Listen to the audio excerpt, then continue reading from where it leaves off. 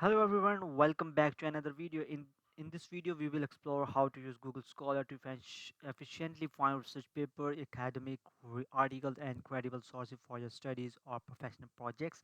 I will guide you through advanced search techniques, filtering operation, and ways to access full text papers, helping you save time while gathering high quality references, whether you are a student, researcher, or academic professional. This tutorial will show you how to navigate Google Scholar like a pro, evaluate sources effectively, and build a solid foundation for your research work. So right now I'm at that Google Scholar website. The URL of this website is like scholar.google.com, or if you write Google Scholar on the Google, you will reach out to this website. So in this section you can write anything about the article, or the topic, or the project that you are looking for. Let's suppose we are looking for antibiotics, let's see, and we want some research papers regarding these topics.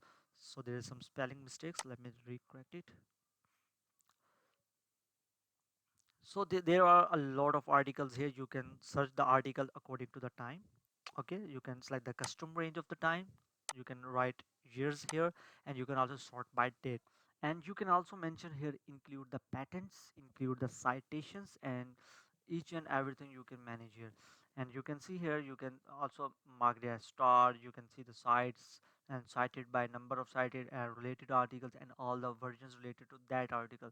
So let's suppose we want to go with search with, or want to make research, or want to explore this article. So we will click on this article, and here you will get all the important details, each and everything related to this article, and you will also get the publisher name here. Okay, so the publisher names are the mentioned here, or you can see this, the volume and the current opinion on microwave, each and everything is available here.